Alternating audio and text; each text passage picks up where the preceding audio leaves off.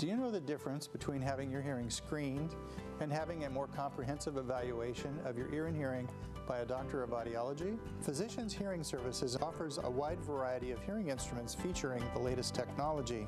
We perform complete hearing testing, all provided by doctoral level audiologists. Our dedicated team will take every measure to ensure utmost quality for ultimate satisfaction. We have been helping Laguna Woods hear better for 20 years. We are located right next door in the Saddleback Memorial Medical Towers.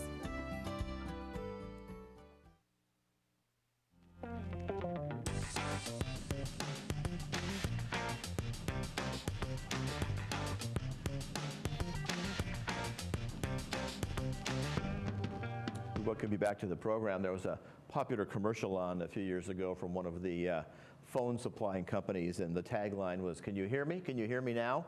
Well, our next guest is someone who helps everybody to hear better. Dr. John Coleman is back with us today, Doctor of Audiology. Dr. Coleman, welcome back. Welcome. Good to have you here. Good to have you on the show today. I guess one of the things in your bio that's interesting is that, and I guess it became kind of newsworthy because he perhaps was the first president to openly talk about it, President Reagan, when he got hearing aids while in office.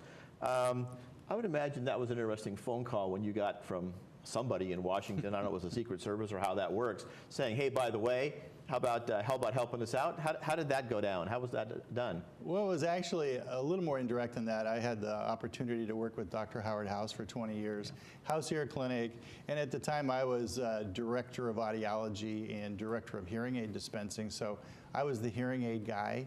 That had been my specialization, my real interest. So when President Reagan would come in periodically for hearing tests, and at some point we kept raising the issue, gee, we think you should wear some amplification. He said, yes, I'm ready, and I got the call, and I got to work with him for actually a number of years. It was 14 years. Interesting. So it was from 85 to 98, and great experience. And just how he was open about his disease process with the Alzheimer's he acquired. He also was pretty open about the hearing aids, and I think people maybe weren't so surprised. And of course, President Clinton also ended up with hearing aids, and you know, we never know as our presidents age, they all maybe will be getting those in the future. I think he was a little more comfortable, perhaps a little more brave. I think it was kind of part of his leadership skill that he would go to the forefront in talking about his health problems and hearing loss, and it had a tremendous impact on hearing aid use. Right after he came out that he was using amplification, I think maybe 500,000 more individuals in the U.S. got hearing aids. Of course, politically it was interesting. We would see all the shots of all the reporters lined up, and he'd be coming from the helicopter to the White House, and they'd be shouting out questions, and he'd go, huh, like that. Yeah. Maybe couldn't get away with that after you got him fixed up with a hearing aid there. So politically, that might have been a bit of a challenge for him there. Well, I guess the fact that really as we age, I think most of us experienced some degree of hearing loss. And I guess that's where the expertise of testing comes in. How do we know how much loss we've had, and is it significant? Well, you know, there are a lot of people that think they might have some hearing loss. And I would really encourage everyone to at least pursue it. Talk about it with their primary care physician, and their primary care doc can refer them to us for an evaluation. It's often covered by Medicare if their physician does request it, and it's a nice first step to find out how much hearing loss you really do have. Most family doctors will do maybe a preliminary or a basic hearing test in the office there, but the expertise of your department comes in with more sophisticated equipment and more experience in the testing realm as well. Do you find anything that's that we all have different? Do we all have the same hearing loss? Is it always high end, low end? Caused by rock concert? Caused by being in the artillery in the Army? Caused by going to the drag strip? What are some commonalities, if there are any, in hearing loss? Well, there are certainly a number of more common causing factors, and a big one is actually hereditary or genetic based. We all have DNA that controls how our system functions, and there can be things in our genetic makeup that cause our hearing to get poorer as we're older. But certainly in a population age 60 to 80, 85, there was a lot of World War II defense work, certainly military activities, but also life on the farm. from the Midwest was extremely noisy. So there can be many components that contribute to hearing loss, but the first step certainly has to be, let's get it measured and find out whether it's just a mild amount or if it's a moderate amount that requires some further attention. Yeah, it's interesting. All these companies today are using robots to build things, so maybe we'll have less, at least industrial-caused noise loss. I know that was always my father-in-law's excuse for shouting at my wife was, well, you know, in the factory you had to shout because it was a safety issue. Well, the robots don't talk to each other except electronically maybe now, so that maybe one of those causes will be somewhat eliminated.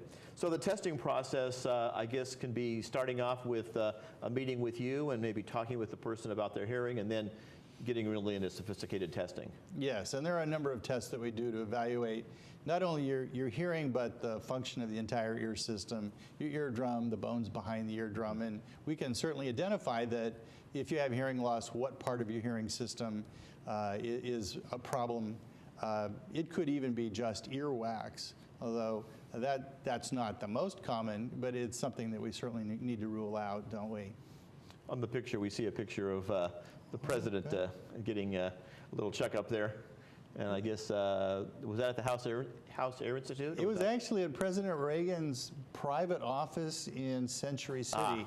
Very few people knew he had an office at the top of the Century City Plaza Hotel. Interesting, yeah. And it's interesting because the entire motif of his office was Chinese. That's Chinese prints, Chinese silk. It was a very nice office, but it was also surrounded by windows all the way around.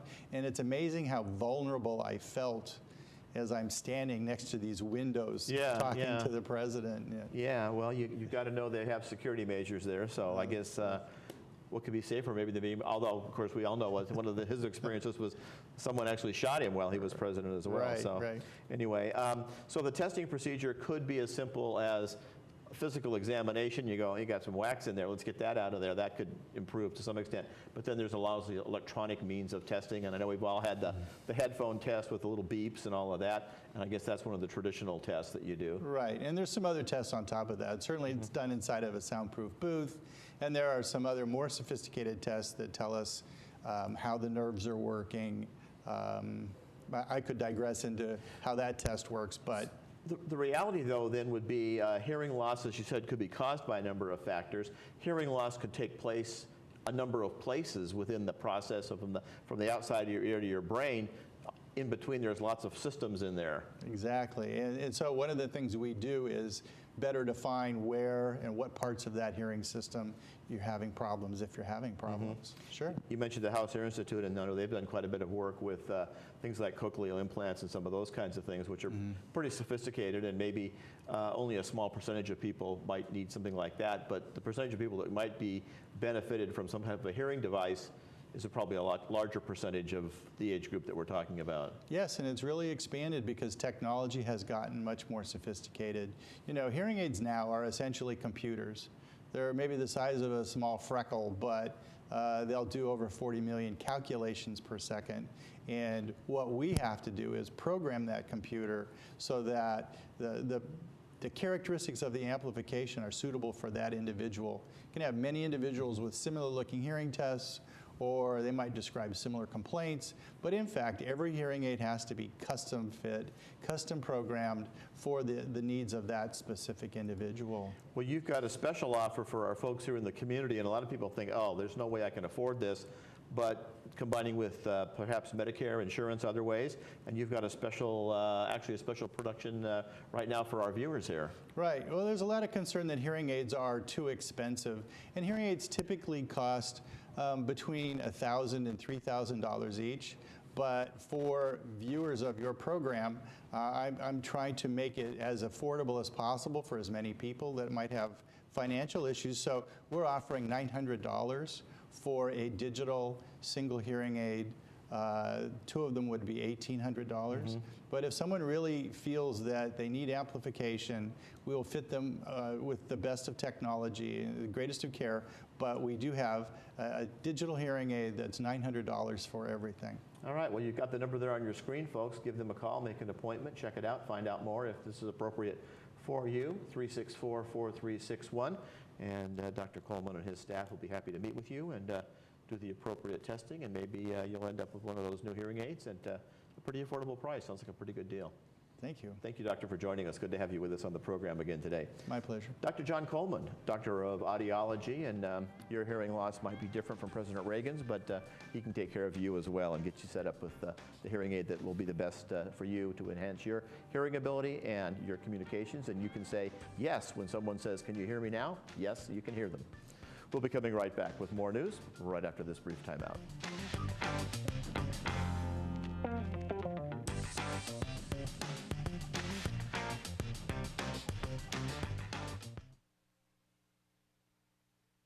Do you know the difference between having your hearing screened and having a more comprehensive evaluation of your ear and hearing by a doctor of audiology? Physicians Hearing Services offers a wide variety of hearing instruments featuring the latest technology.